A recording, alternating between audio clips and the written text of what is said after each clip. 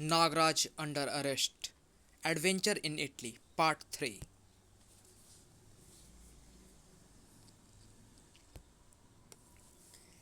भारत की राजधानी दिल्ली हो या इटली की राजधानी रोम, हफ्ता वसूली का धंधा हर जगह रौनक रहता है।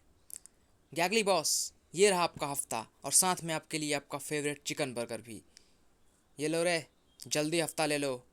गैगली बॉस, जल्दी किस बात की है? अभी तो धंधे पर निकले हैं। नागराज रोम में है, ये खबर जल्दी करने के लिए काफ़ी नहीं है क्या? वाह, नागराज का नाम लेना जरूरी था क्या? कम से कम चिकन बर्गर तो खाने देता। डैम फूल। वापस कर दो हफ्ता और बर्गर के पैसे भी दे दो। टर्मिनी रोम रेलवे स्टेशन के बाहर। कुली, अरे कौन हो तुम लोग? घबरा मत, हम तेरा सारा सामान उठा लेंगे। मिट्टी सांप, कहीं ये नागराज का जासूसी सांप तो नहीं? सामान वापस करो। सॉरी, गलती हो गई। मैं कुली को बुला देता हूँ। नागराज को इटली का परमानेंट वीज़ा दिलवाओ भाई। कुछ लोग जिंदगी को मौत का वीज़ा देने की तैयारी में थे। ऐसा रोम के इतिहास में पहले कभी नहीं हुआ। टूटी कैपी। रोम की सड़कों से अचानक लोकल गुंडे गायब हो गए हैं। स्टेशन गैंग यहाँ कुलीगिरी कर रहा है। अरीना में नागराज ने जो कमाल किया है, ये उसी का नतीजा है। फ्लूट और टबी में से किसी एक का मरना जरूरी है। हम सोच रहे थे कि लोकल गुंडे हमारा काम कर देंगे, क्योंकि इस काम के लिए मैं अपने फुट सोल्जर्स का इस्तेमाल नहीं करना चाहता। अब कैपो रेजिम को हायर करो, ताकि कैपो रैंगटो को और एंटोनियो को हम पर शक ना हो। फ्लूट और टबी, अब जल्द ही हम एक होंगे फ्लूट। हाँ, सपने हकीकत होंगे। उफ, या तो समय को पंख लग जाए या मुझे। मैं उड़ना चाहती हूँ टबी। I want to fly.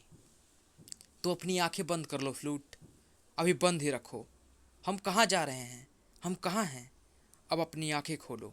Wow, ये हमारे सपनों का आकाश नहीं है फ्लूट, लेकिन यहाँ से हम अपने सारे आकाश को अपना बनाते हुए हकीकत की ज़मीन को छू सकते हैं। मैं उड़ रही हूँ। मैं सचमुच उड़ रही हूँ। ये तो जादू है, ये करिश्मा है। तुमने कहा था ना कि तुम उड़ना चाहती हो, तो मैं तुम्हें यहाँ फ्री फॉल पर पावर जंप के लिए ले आया। घबराना मत, हम जाल पर ही गिरेंगे। जिनके दुश्मनों की तादाद ज़्यादा हो, उन्हें ऐसे एडवेंचर गेम्स का हिस्सा नहीं बनना चाहिए। अभी भी घबराना मत फ्लूट। जिंदगी और मौत इंसान के हाथों में नहीं। मौत की कौन सोच रहा है? मेरी ज़िंदगी तो मेरे हाथ में है। ये हाथ मेरे हाथ से कभी नहीं छूटना चाहिए। जिंदगी और मौत सचमुच इंसान के हाथों में नहीं। सर, हिस। जिंदगी है तो पल भर में बचने का जरिया भी बन जाएगा। नागू का जाल। नागराज, तुम पर मंडराते खतरे का आभास था मुझे, और अब देखो कैसे खतरा बनकर मैं मंडराता हूँ उन लोगों के सिरों पर जो तुम्हें मौत देने की कोशिश कर रहे थे। हाँ, जल्लादों को नहीं भूलना चाहिए कि फंदे उनके गले में भी पड़ सकते हैं। उफ, बहुत नागराज नागराज हो चुकी, अब और नहीं। अपने 10 सोल्जर्स के साथ आया है कैपो रेजिम। रोम के चिड़ियाघर में भर्ती कराएंगे अब हम तुझे। नागराज बचो, ये पावर जंपर्स हैं। धाड़। एक बार बचा लिया, अब नागराज भी तुझे नहीं बचा पाएगा। नागराज का सर्प उसे चीरता हुआ निकल गया। उफ, तभी तुम फ्लूट को लेकर यहाँ से तुरंत निकलो, क्योंकि तुम लोग इनके निशाने पर हो और मैं नहीं चाहता कि तुम दोनों किसी खतरे में पड़ो। गो फास्ट। लड़ाई में मैं नागराज का साथ देना चाहता था, मगर मैं उसका कहा भी तो नहीं टाल सकता।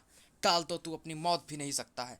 उनकी टलेगी, मगर तेरी नहीं, क्योंकि उनके पीछे मैं हूँ। कार को रोकना मत टबी, मगर तुम्हारे सांसें जरूर रुकेंगी। देखो, कुछ लोग तमाशा कर रहे हैं। फिलहाल तुम रुको, और अपनी सांसें चालू रख सकते हो तो रखो। किल देम, जिंग जिंग। हमारे पास दुश्मन को छकाकर मारने का मौका है। कार चलाते रहो टबी। नागराज को पावर जंप के लिए विशेष शूज की जरूरत नहीं थी। अरे, उसने सांप उछाले। ये तो खुद बड़े सांप जैसा है। बहुत उछल कुछ मचा ली। वह देखो, नागौर से बनी रस्सी। अब जमीन पर आ जाओ। कौन है ये स्नेक मैन? नाग है जहां, नागराज है वहां। ये सिर्फ नागराज हो सकता है। Arrest them. ये लोग किसी की जान लेना चाहते थे। हमें पता चल चुका है नागराज, लेकिन पीछे अपराध का और भी बहुत सारा कूड़ा करकट सड़क पर गिरा छोड़ आया हूँ। उसे उठवाने के लिए कूड़ा ढोने वाला ट्रक लाना चाहिए था। टबी और फ्लूट नागराज की प्रतीक्षा में थे। नागराज आ गया। क्या आदमी है, सर्पों पर सवारी करता है। टबी शरारत से मुस्कुराया। तुम उसकी तारीफ कर रही हो या मेरा हाथ छोड़ रही हो? मरते दम तक तुम्हारा हाथ मेरे हाथों में रहेगा टबी। कार में बैठो। नागराज, मानता हूं कि अरीना की लड़ाई में तुम्हारा पहुंचना मात्र संयोग हो सकता है, मगर एक बार फिर तुम यहाँ संयोग से नहीं पहुंचे हो, है ना? तुमने ठीक कहा। वास्तव में मुझे आशंका थी कि तुम पर दोबारा हमला हो सकता है, इसलिए मैंने अपना एक जासूस सूक्ष्म सर्प तुम्हारे बालों में ही छोड़ दिया था। ये देखो, ये बाल जितना ही पतला है। Oh my God! पहले सिर्फ तुम्हें मारने की कोशिश की गई थी टबी, मगर अब तुम दोनों को निशाना बनाया गया है। शायद कोई इस शादी से खफा है, यानी इस बार दुश्मन बदल गए हैं। हमारे बच्चों से किसी की क्या दुश्मनी हो सकती है? केपो रेजिम नागराज द्वारा मार दिया गया है। केपो रेजिम को किसने हायर किया है, ये पता करने का अब हमारे पास कोई जरिया नहीं, मगर इससे तो चिंता बढ़ गई है। सर, शादी के इनविटेशन कार्ड का डिजाइन ओके होकर आ गया है, उसे अंदर भेज दो। तब कार्ड एकदम ओके है। हाँ, काफ़ी खूबसूरत है, लेकिन तुम्हें चिंता हो रही है ना कि शादी में कोई भारी गड़बड़ हो सकती है। ये चिंता मुझे भी है रैंगटो, इसलिए मैंने सोचा है कि हम शादी को धूमधाम से नहीं करेंगे। तो क्या हमारे बच्चों की शादी गुड्डे गुड़ियों की शादी की तरह होगी? नहीं, ऐसा नहीं होगा। शादी के बाद हम शानदार पार्टी देंगे, और इस शादी में केवल हमारे परिवार के लोग ही शामिल होंगे। इसमें एक और नाम शामिल कर लीजिए पापा, नागराज का। नागराज? नागराज? और फिर एकदम सादे समारोह में सेंट पीटर चर्च में ये शादी हुई। मुबारक हो, अब आप पति पत्नी हैं और हम समधी। नागराज, तुमने 2 बार हमारे बच्चों की जान बचाई है। हम चाहते हैं कि रिसेप्शन पार्टी में भी तुम हमारे खास मेहमान बनो। मैंने टबी और फ्लूट से उनकी शादी तक रहने का वादा किया था। शादी पार्टी के बिना अधूरी है, और पार्टी तुम्हारे बिना।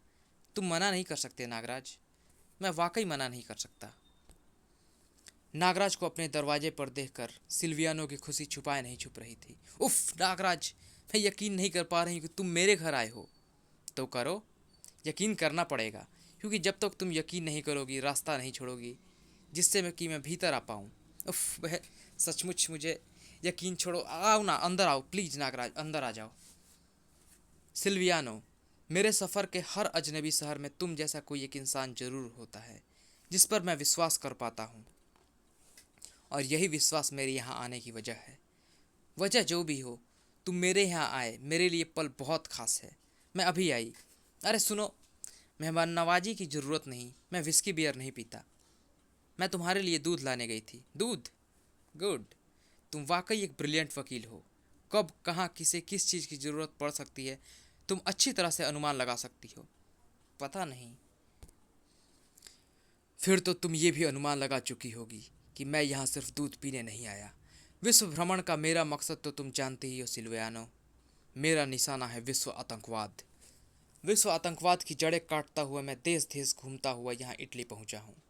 यहाँ मुझे इटालियन माफिया को तबाह करना है, जो वर्ल्ड पावर बनने का सपना देख रहा है। तुम पेशे से वकील हो, तुम्हारे पास भी ऐसे लोगों के केसेस जरूर आते होंगे। इटालियन माफिया के बारे में शायद तुमसे बेहतर मुझे कोई और नहीं बता सकता। मैं यहाँ इसी मकसद से आया हूँ। क्या तुम मेरी मदद शब्द का इस्तेमाल मत करना नागराज, नहीं तो मैं बुरा मान जाऊँगी। आओ, मैं तुम्हें किसी से मिलवाना चाहती हूँ। तो ये तुम मुझे छोटे बच्चों की तरह उंगली पकड़कर क्यों ले जा रही हो? हाथ तो छोड़ो। और यहाँ कमरे में इतना अंधेरा क्यों कर रखा है? कम से कम लाइट तो ऑन करो। ये रहा स्विच बोर्ड। अरे, लाइट ऑन नहीं हुई। रोशनियों से इस कमरे का नाता कई साल पहले ही टूट चुका है नागराज। क्या मतलब? नागराज, ये मेरे अंकल हैं, डी सिल्वा डेको। तुम्हें तुम्हारे सवालों के बेहतर जवाब मेरे अंकल ही दे सकते हैं। रोशनी खुशियों का प्रतीक है। खुशियाँ अब मेरे ज़िंदगी में कभी भी नहीं लौटेंगी, तो रोशनियाँ मेरे लिए निरर्थक है। पिछले 5 सालों में इस कमरे के अंधेरों में सिल्वियानो के अलावा अगर कोई आया है तो वो तुम ही हो नागराज। मुझे तुम्हारा इंतज़ार था आतंकहर्ता, पिछले 5 सालों से। मैं जानता था कि एक न एक दिन तुम इटली ज़रूर आओगे, और संयोग से तुम सिल्वियानो को मिल भी गए। मैं जानता हूँ कि यहाँ तुम इटालियन माफिया का खात्मा करने आए हो। मैं तुम्हें उनके बारे में बता सकता हूँ। सबसे पहले मैं इन अंधेरों की वजह जानना चाहता हूँ। वजह है मेरा परिवार, जिनकी यादें अब मेरे सीने में और सूरतें उस तस्वीर में रह गई हैं। वजह है मेरा ये जला हुआ जिस्म। वजह है मेरा वो फर्ज जिसे मैं अपनी जान और अपने परिवार से भी ज़्यादा अहमियत देता था। उफ। वजह है वो हालात जिनके कारण सिल्वियानो यहाँ रहने को मजबूर है। नागराज, मैं इटली के एंटी टेररिज्म इंटेलिजेंस ब्यूरो का चीफ था। मेरे पास पक्की खबर व सबूत थे कि इटली का माफिया आतंकवादियों के लिए भी काम करता है। मैं उनके पीछे हाथ धोकर पड़ गया था। ये लोग वर्ल्ड पावर बनना चाहते थे नागराज। इनके तार पूरे संसार के अंडरवर्ल्ड के लोगों से जुड़े थे। यह है माफिया हेड, यानी कैपो डी टूटी कैपी। इसका नाम है सेक्रो कबोरा। इसे आज तक किसी ने नहीं देखा। यह है सेकंड बॉस, केपो क्राइमाइन, यानी क्राइम बॉस। इसका नाम है मारिया तोरिनो। तीसरे नंबर पर है कैपो बास्तोनो, यानी बीट हेड, जिसे अंडर बॉस भी कहा जाता है। ये क्राइम बॉस के नीचे काम करता है, यानी तुम इसे सेकंड इन कमांड कह सकते हो। चौथे नंबर पर है कैपो डिसीना रैंगटो, यानी ग्रुप बॉस, यानी किसी एक सिटी के अंडरवर्ल्ड का बॉस। रैंगटो से मैं मिल चुका हूँ, फ्लूट इसी की बेटी है। पांचवा है एंटोनियो ओमिनो डी ओनोर, यानी मैन ऑफ ऑनर। यह गेला बैंक का मालिक है और पूरे अंडरवर्ल्ड की फाइनेंस संबंधी ज़रूरतों को यही पूरा करता है। उफ, ये तो टबी का बाप है। इसका मतलब ये हुआ कि सेक्रो कबोरा और मारिया तोरिनो इटली के प्रत्येक शहर के अंडरवर्ल्ड के अंडर बॉस और ग्रुप बॉस के साथ तालमेल बनाकर चलते हैं। हाँ, इनकी ऑर्गेनाइजेशन दो तरीके से काम करती है, हाई माफिया और लो माफिया। हाई माफिया का काम रिश्वतखोरी, राजनीतिज्ञों, जजों और बड़े सरकारी अधिकारियों पर दबाव बनाकर अपना काम निकलवाना होता है, जबकि लो माफिया आक्रामक और जानलेवा कामों को अंजाम देती है। मैं हाई माफिया का शिकार हुआ। मुझे आतंकवाद की मदद और रिश्वतखोरी के इल्ज़ाम में फंसा दिया गया। मेरी भतीजी सिल्वियानो ने मेरा केस लड़ा। ये मुझे रिश्वतखोरी और आतंकवाद की मदद के इल्ज़ामों से साफ बचा लाई। वो इसका पहला केस था, पर उसके बाद आतंकवादी चुप नहीं बैठे, जिसका परिणाम रहा वो विस्फोट, बूम। उसमें मेरा भाई, उसकी पत्नी, मेरी पत्नी और मेरे दोनों बच्चे मारे गए। मेरा शरीर जल गया और सिल्वियानो अनाथ हो गई। मैं 6 महीने अस्पताल में कोमा में रहा नागराज। 6 महीनों बाद मुझे अपनी बर्बादी की सूचनाएं मिली तो मैं तड़प कर रह गया नागराज। तब से मेरा मन आतंकवाद के खिलाफ और भी खिन्नता से भर गया। तुम्हारे बारे में सुनता था कि तुम आतंकवाद के खात्मे के मिशन पर निकले थे। अरसे से तुम्हारी प्रतीक्षा थी कि तुम कब इटली आओगे। आज वो प्रतीक्षा पूरी हो गई। शायद अब वो काम भी पूरा होगा जिसे उस वक्त मैं पूरा नहीं कर पाया था। आतंकवाद का शिकार होकर केवल तस्वीर बन चुके हजारों लोगों की आंखें को भी शायद उसी पल का इंतजार है नागराज। उनका इंतजार जरूर खत्म होगा मिस्टर डेको, और आपके अंधेरे भी। ये नागराज का वादा है आपसे। अगले दिन सुबह जैसे ही नागराज होटल से बाहर निकला, ओ पापा जी नमस्ते। अरे झप्पी सिंह, तुम कहाँ चले गए थे? ओ गड्डी ठीक करवा रहा था पापा जी। क्लच ठीक करवाया तो साइलेंसर चीखे मारने लगा, साइलेंसर ठीक करवाया तो स्टेयरिंग जाम पड़ गया, स्टेयरिंग ठीक करवाया तो हॉर्न बजना बंद हो गया। ओ जी हॉर्न ठीक करवाया तो कार्बोरेटर में कचरा फंस गया। कार्बोरेटर, तुम्हें अपनी टैक्सी को ठीक से सर्विसिंग करानी चाहिए थी झप्पी सिंह। अरे 15 मिनट हो गए, तुमने अभी तक ये भी नहीं पूछा कि मुझे जाना कहाँ है। पैसेंजर्स को ऐसे ही बेवकूफ़ बनाते हो। ओ भापा जी, बाकियों से तो मैं पहले ही पूछ लेता हूँ, पर आपका तो जी मुझे पता है। लो जी, हम आ गए। ये कहाँ ले आए? Indian restaurant. यहाँ तो हम पहले भी आए थे, अभी तो कई बार और आएंगे भापा जी। पूरे रोम में एक यही अच्छा इंडियन रेस्टोरेंट है। आपको तो मैं कहीं और खाने भी नहीं दूंगा, पेट खराब हो गया तो। ओ जी नाना, यहाँ की खिचड़ी टेस्ट करना नागराज भापे। लौकी और तोरी का तो जवाब नहीं। करेले की दाल, भिंडी की कढ़ी, अरबी का रायता, ओ जी बस स्वाद ही आ जाता है। नाश्ते से निपटने के बाद छप्पी सिंह, ये ओ जी नहीं, आज तो मैं अपनी मर्जी से आपको एक कमाल की जगह पर ले चलूँगा। छप्पी सिंह, तुम्हारी टैक्सी में, ओ जी आप फिक्र मत करो जी, मेरी टैक्सी में अब कोई खराबी नहीं है। ऐसी नज़ारे वाली चीज़ हाथ से निकल गई तो दोबारा देखने को नहीं मिलेगी। ओ जी, इटली के लोग तरस रहे हैं। बाद में आप मुझको कोसोगे कि मैंने आपको वो नज़ारे वाली चीज़ नहीं दिखाई। ये देखो जी, मेरे पास तो इनविटेशन कार्ड भी है, कोई मेरी टैक्सी में भूल गया था। टैक्सी खराब थी ना, तब तक मैं उसे बताता तब तक वो निकल गया। टैक्सी रोको छप्पी सिंह, टैक्सी रोको।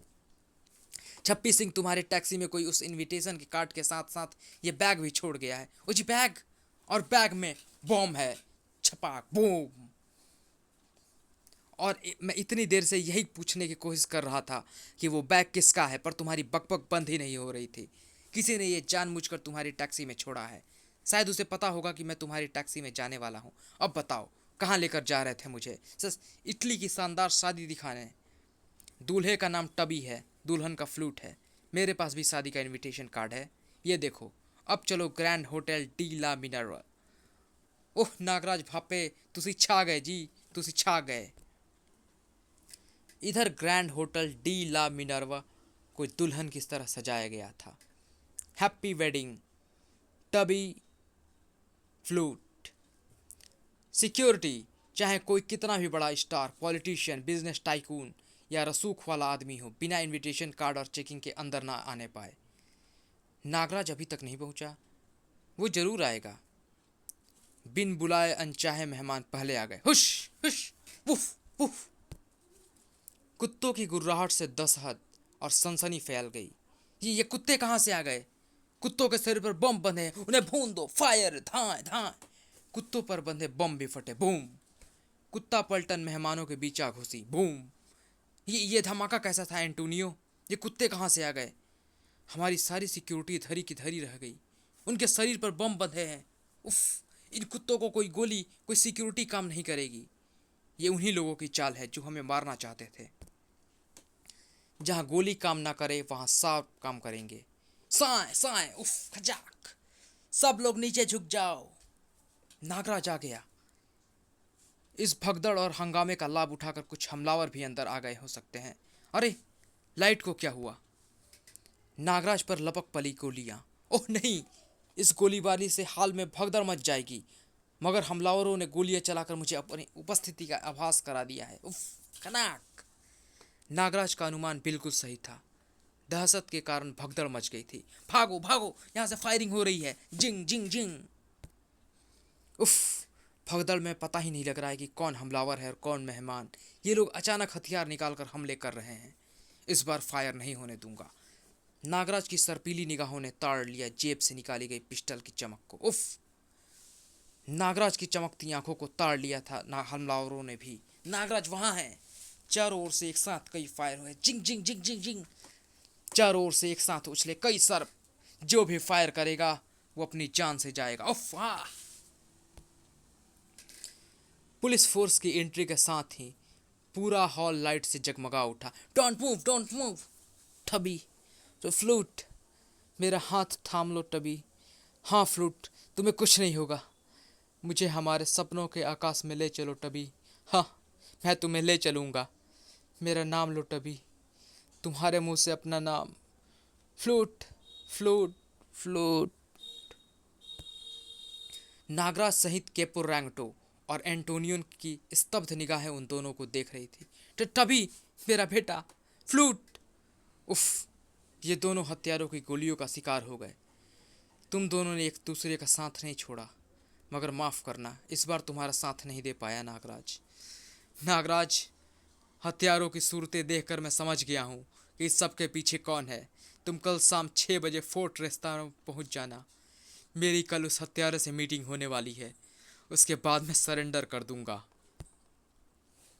फोर्ट रेस्ट्रा में तुमने क्या सोचा था बॉस्तेनो, कि तुम्हारा आदमी अंधेरे में अपना काम करके भाग जाएंगे और मुझे पता नहीं लगेगा कि वारदात किसने की है? नहीं, ऐसा नहीं है। मेरे आदमी नागराज को निशाना बनाना पहुंचे थे। उससे पहले मैंने नागराज की टैक्सी में बम रखवाया था, वो बच गया था। मेरे आदमी उस पर नज़र रखे थे। तुम्हारी बेटी तो अनायास ही मारी गई। बकवास बंद करो। तुम लोगों को एंटोनियो से मेरा रिश्ता हजम नहीं हुआ, लेकिन तुम अनायास नहीं मारे जाओगे। इन सब का निशाना तुम हो। तुम बेवकूफ़ हो जो ऐसा सोच रहे हो। निशाना मैं नहीं, तुम हो। जरा ऊपर बालकनी की ओर तो देख लो। बेवकूफ़, तुम हो बास्तेनो जो ऐसा सोच रहे हो। निशाना मैं नहीं, तुम हो। जरा सामने की ओर देख लो। हिच धाए, पलक झपकते ही नागराज ने सरपरस्ती से बालकनी पर खड़े हत्यारे का पिस्टल छीन लिया। ये दूसरी गोली न दाग दे। ठीक इसी पल पुलिस फोर्स धड़धड़ाती हुई भीतर घुसती चली गई। ऑफिसर्स, अरेस्ट नागराज, ये हत्या इसने की है। मैं बास्तोने आई विटनेस हूँ। मौकाए वारदात पर हत्यारा नागराज उस हथियार सहित मौजूद है जिससे खून हुआ है। स्तब्ध खड़ा रह गया था Nagraj. I am sorry to say Nagraj, but you are under arrest. रोमांच जारी रहेगा आगामी कॉमिक ओमेटा में।